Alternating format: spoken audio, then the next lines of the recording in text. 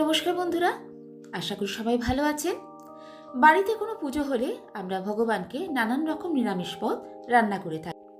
তার মধ্যে অনেকেই আমরা পনিরও রান্না করে থাকি। আজকে পনিরের একটা নিরামিষ রেসিপি আপনাদের করে দেখাচ্ছি। এরকম রেসিপি আপনারা যে কোনো ঠাকুরের ভোগে নিবেদন করতে পারেন। সামনেই আসছে জন্মাষ্টমী, তাই জন্মাষ্টমী স্পেশাল হিসাবে আজকের রেসিপিটা আমি নিয়ে এসেছি। এজন্য আমি নিয়ে নিয়েছি এখানে পনির। এটা মালাই পনির।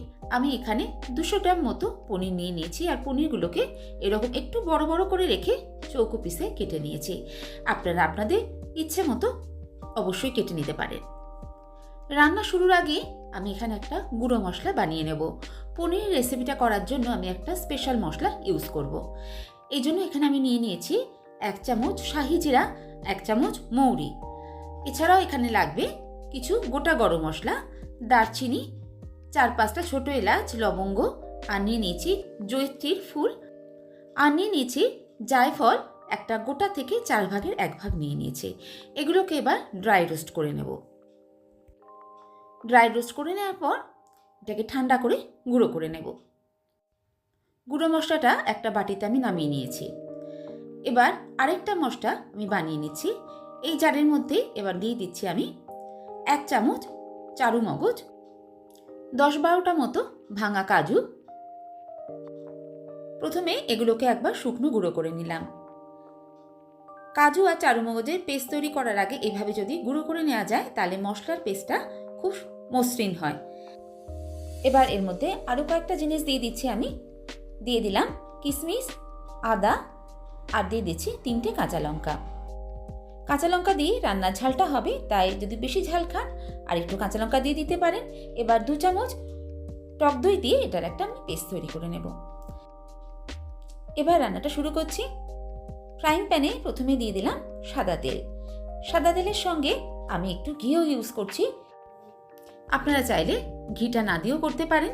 যেহেতু আমি এটা পুজো উপলক্ষে বানাচ্ছি, তাই একটু ঘি ইউজ করলাম। প্রথমে পনিরটা ভেজে নেব তেলের মধ্যে, তাই দিয়ে দিলাম অল্প একটু নুন। তেলটা এখন গরম হয়ে গেছে। এবার পনিরের টুকরোগুলো ছেড়ে দিচ্ছি। পনিরগুলো খুব বেশি লালচে করে ভাজা হবে না, হালকা করে আমরা 2 পিঠ ভেজে নেব। মিডিয়াম ফ্লেমে রেখে পনিরটাকে ভেজে নিচ্ছি।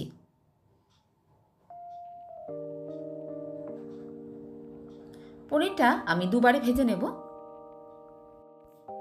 এইভাবে তেলের মধ্যে নুন দিয়ে ভাজলে পনিরের ভেতরেও ভালো করে নুনটা ঢুকে যাবে, আর তাতে টেস্টটাও ভালো লাগবে। রেসিপিটা যদি ভালো লাগে বন্ধুরা, অবশ্যই একটা লাইক দিয়ে দেখবেন, আর চ্যানেলটা সাবস্ক্রাইব করে নেবেন। আমার চ্যানেলে এই ধরনের নিরামিষ রান্নার রেসিপি আরও পেয়ে যাবেন, তাই অনুরোধ রইল একবার প্রয়োজন হলে দেখে নিতে পারেন। পনিরের 2 পিঠই হালকা করে ভেজে নিয়েছি। দেখুন এটা হালকা গোল্ডেন কালার পড়েছে পনিরের ওপরে। এবার পনিরগুলো আমি তুলে নিচ্ছি। এইভাবে ভাজলে পনিরগুলো সুন্দরভাবে ভাজাও হবে, সফটও থাকবে, আর দেখতেও ভালো লাগবে। পনিরের পিসগুলো তুলে নেওয়ার পরে বাকি পনিরগুলো আমি ভেজে নেব। পনিরটা ভাজতে ভাজতে পাশে একটা কড়াইতে আমি নিয়ে নিচ্ছি 1 কাপ জল, আর সে সঙ্গে দিয়ে দিচ্ছি 1 কাপ দুধ। দুধ আর জল সমপরিমাণে ইউজ করলাম। দুধটা আমি আগে থেকে জাল দিয়ে রেখেছিলাম, সেই দুধটাই ইউজ করলাম। দুধ আর জলের মিশ্রণটা যখন একটু গরম হয়ে যাবে, এবার এর মধ্যে ভেজে রাখা পনিরগুলো আমি দিয়ে দিচ্ছি। পনিরটাকে দুধের মধ্যে দিয়ে এবার মিডিয়াম ফ্লেমে রেখে এটাকে 1 মিনিট ফুটিয়ে নেব। এইভাবে দুধ দিয়ে যদি পনির ফোটানো হয় তাহলে পনিরটা আরও অনেক বেশি সফট লাগবে খেতে। এবার যে ফ্রাইং প্যানে পনিরটা ভেজেছিলাম সেই তেলের মধ্যে দিয়ে দিলাম তৈরি করে রাখা মশলা পেস্টটাকে এবার ভালো করে কষে নেব। আর কষার সময় ফ্লেমটাকে একদম লোতে রেখে কষবো। মশলা কষতে কষতে আমি দিয়ে দিলাম একটু সামান্য কাশ্মীরি গুঁড়ো লঙ্কা। এতে হালকা একটা কালার আসবে। এই রান্নায় আমি আলাদা করে আর হলুদ ইউজ করব না। আপনারা চাইলে অবশ্যই দিতে পারেন, আর দিলেও খুব সামান্য পরিমাণে দেবেন। নুনটাও দিয়ে দিলাম। এইভাবে একদম লো ফ্লেমে রেখে মশলাটা ততক্ষণ কষে নেব যতক্ষণ না এর থেকে তেল ছাড়ছে।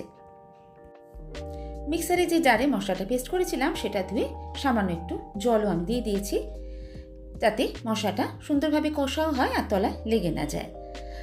এই সময় দিয়ে দিচ্ছি আমি তৈরি করে রাখা ভাজা মশলার গুঁড়োটা। আমি এটা দিয়ে দিচ্ছি 1.5 চামচ মতো।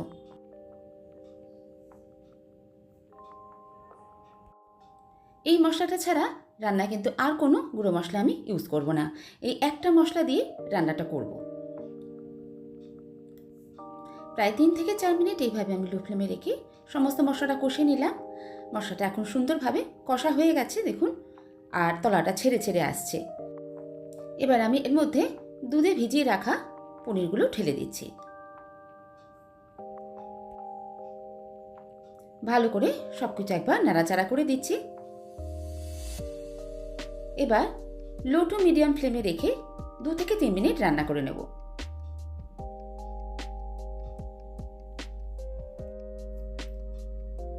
একদম সামান্য একটু মিষ্টি দিয়ে দিলাম। নিরামিষ রান্নায় মিষ্টি ভালোই লাগে, বিশেষ করে পনিরের যে কোনো রেসিপিতে হালকা একটু মিষ্টি হলে খেতে ভালোই লাগে। ঢাকা দিয়ে 2-3 মিনিট রান্না করে নিচ্ছি। পনিরের নিরামিষ রেসিপি একদমই রেডি। এরকম হালকা একটু গ্রেভি আমি রাখছি, আপনারা চাইলে একটু টানিয়ে নিতে পারেন। তবে ঠান্ডা হয়ে যাওয়ার পর গ্রেভিটা কিন্তু আরও খানিকটা ঘন হয়ে যাবে। গ্যাসের ফ্লেমটা এবার আমি অফ করে দিয়ে স্ট্যান্ডিং টাইমে কম মিনিট রেখে তারপর সার্ভ করব।